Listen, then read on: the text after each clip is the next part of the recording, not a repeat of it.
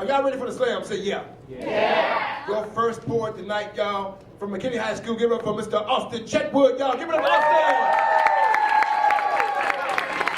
Austin. Let me tell you a little bit about Judas. Judas, the one who betrayed Jesus. So if you know the unlucky number 13, it's because Judas sat on the 13th seat in the Last Supper. And this is a piece that he wrote. Please satisfy me with your divine grace. I fell in love over and over again with the way you moved, the way you existed. It was the most delicate thing I'd ever get to witness, more graceful than the angels above us and the roots beneath us. When I sat down to detail these crimes, I entitled my case A Treatise on the Crimes of the English Language. Did you know the word treatise has French origins? The English language has nary a word of its own, but steals them from the mouths of the people it conquered. When we use the same intelligence to upgrade our iPhones and technology, but we don't use the same intelligence to better our society or practice equality. If you're not looking at the bigger picture, then you have minimized, confined your mind to a point you might as well be blind. Welcome to the Nevermores. A fading hum at dusk comes before day dwindles off to sleep, or light collides with darkness as the dark hours settle in and shadows sweep the land. The Nevermores plunge into stillness. And for the first time, I see that these chains are not attached to me. I see that they are not a part of me. For I am the one holding them, I am the one gripping them, I am the one dragging them in the dirt behind me, but I am not here for your sympathy. No, I am not here for your pity. I am here to stand up on my own 2 feet and say enough. Here I stand, in the corner of the classroom, afraid to utter a single calm sound. For if I do, my heart, mind, and body will meet its due. They'll grab my bruised face and shove it to the ground. They'll snicker, sneer, and smirk at my defeat. And the earth spun slower, every day feeling long and worth it. 365 days of memories, stories, no direct worries, for those were in the back of your mind. But this path wasn't stable, for the road never ends. I discovered that there are just some rules in the world that you just can't seem to bend, and they'll continue to play in the back of my head. So I'm skating with knee pads on, playing it safe. Now would you please just point me to the left, right way? Now, this most recent heartbreak I cannot get over because he reminds me so much of myself. He's intriguing, he's like interesting, and has everything going for him. He's disciplined and orderly. It's a pattern to learn things that you'll never use again. If you don't excel in every subject, it's basically a sin. Learn, quiz, test again and again and again. What is this endless cycle that I'm living in? I'm taught to think one way and one way only. I ask how to set up an equation, but you make me feel dumb when you try to show me. It's common sense that not every student has the same brain, so why are you forcing us to sit in a classroom and learn the exact same way? The wind blew through my hair. Life should have been without a care. The sun in our most beautiful blue sky shined, and happiness should have been in mind. And in that serene sky, there was a cloud, here, over there, with no chance of rain. Here we are. Humans of diverse hues connected via this exquisitely ineffable euphoria we call poetry. See, we be extraneously stitched together in this extravagant display of loyalty and onomatopoeia. And as we become the executives of our lives, we give in to this infatuated state of being because we are more. More than tummy heel figure wearing, melanin infused, chrome rim loving, excruciating duplicates of yesterday. We are more. We are doctors, lawyers, scientists, athletes, Americans, and here we are. Humans of diverse hues connected in this bright light inside us called poetry. Hey. I got the dreads because my life was in need of a new twist. Last time I did this, I was writing poetry to girls for whom I don't even exist. Heartbroken, I sealed it. Now my heart's like my hair, dreadlocked tight, but I'm still the glue to others' connections, I'm locked tight. Since then, life's hit me with the force of a semi.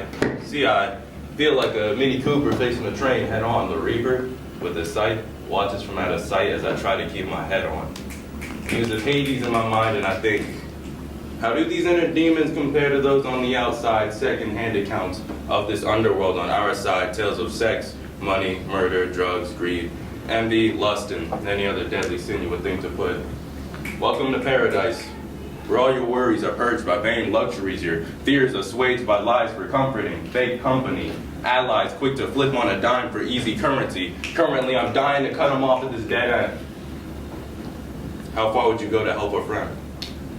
Struck down from his throne, the king gone peasant, the prophet forgets his wisdom and searches for a weapon. The writer's pen no longer does him justice, the jester's lost his humor. Alas, poor Yorick, Icarus, wanted to see the world but flew too high for the wings of freedom and rose up to the sky, escaped the chains of life to face the blade of ambition execution. Some burned his wings, his fate no more, just like the illegitimate lying king when he faced the true heir. Scar was quote the raven nevermore. Some friends are always there for you until they go anonymous. Death is soon. Remember the tune the Pied Piper plays as he lures your soul into the upper room? Darkness. It beckons those of weak will to come near. In your mind you hear the story of a winged boy and realize you'll face your own doom. Icarus. He calls out because you were with him the day he departed from this world too soon. As one chapter stops, another one begins. As one door closes, another one opens. As I lose one ally, I gain another friend. The cycle continues with no true end, therefore. Everything's eternal, yet nothing is forever. Even when we're gone, life still goes on. We live on through our memories. Will you remember me? If not, it's fine. This is why I write. This art retains my soul. Welcome to paradise. All right, my poem's Bigger Picture. 6 feet 4 inches. Got battle scars everywhere. My story is written with stitches. I got 1, 2, 3 too many. I got stories to tell that are short, some very lengthy, some stories as long as I am skinny. But I chose this life. I just want to be great and change the perspective of people's lives. Give them a bigger outlook on what we can be. Put your mind to it, you can do anything you can see. Plus more. That's the reason we're here for. To find the reason of why we're placed on this earth. You've had this light with you since birth. It's up to you to use the light to be bright or to immerse yourself in the darkness of the night. We are faced with choices every single day. Every hour, every minute, every second. But a second has the power to ruin our whole day. Why is that? We go to war with our mind, call that combat. Just control what you can control. You may not have the remote control to your life, but you have the manual to do what's right. We call that the book of life. Words as sharp as a knife that'll change your whole life. The same life we want so bad. It's almost as if we haven't even started our life yet, and that's so sad. Like, Mom, once I turn 18, I'm out of this place. As if finding happiness is a race. We as humans generally want 3 things. That's love, happiness, and acceptance. Now, I'm sure there's other things like money, but that's mainly our essence. We're like little puppies that are dependent on affection and reassurance, but go about independent, acting as if we're transparent to the aspects of life that we need. We think we're ready to fly, but we got small wings. I mean, you can spread your wings, but don't jump off the cliff yet. This is my redemption story. You just hearing the cliff notes. You're gonna be okay, not just because I said so, but because you have your whole life in front of you. The happiness is coming, just ride slow. Now, I thought I'd look at the positive outlook and talk about opportunity, instead of talking about the policies that are ruining this country. We all know America is the land of the free, but the question is, are we really free? Or do they just want us to go back to where we came from and flee? Do you see the perspective they don't want us to see? It's almost as if they hate the young, they don't want to see us succeed. Do they hate me? Do they hate me? I don't know who's they, but they could be sitting right next to us. But I'll leave that up for y'all to discuss.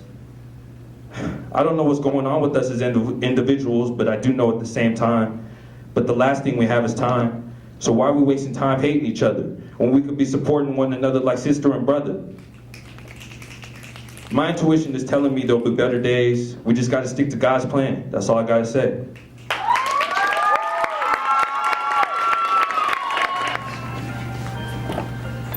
This world is run by gravestone blindfolds, sweet licorice kisses, promises of death, deceit, and a little bit of stereotypes on top of that vanilla cake you bought from Target today.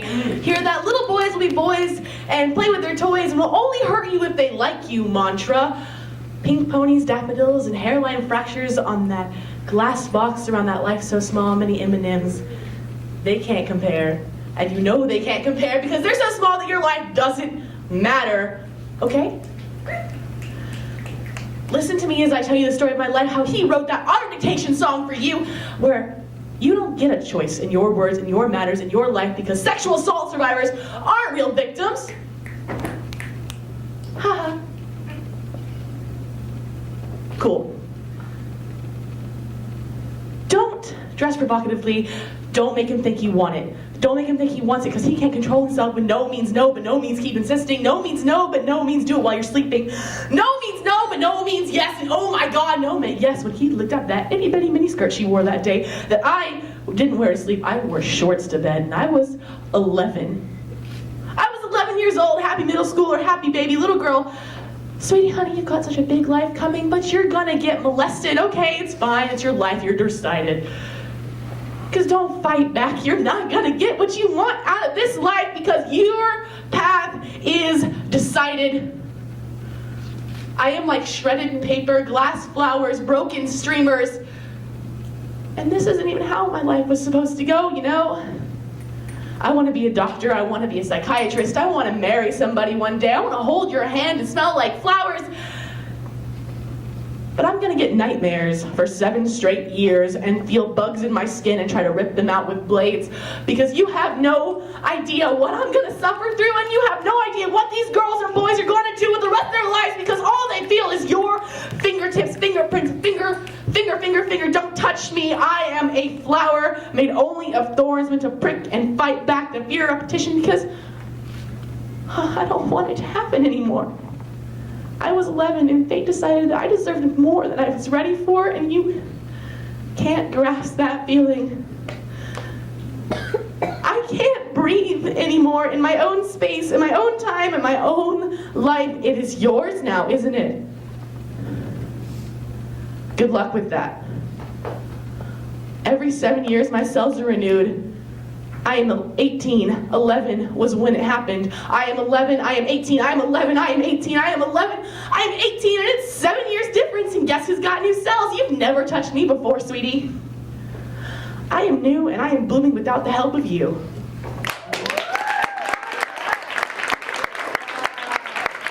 And your winner in this year's 2018 District Poetry Slam champion, give it up for Adriana Quinlan.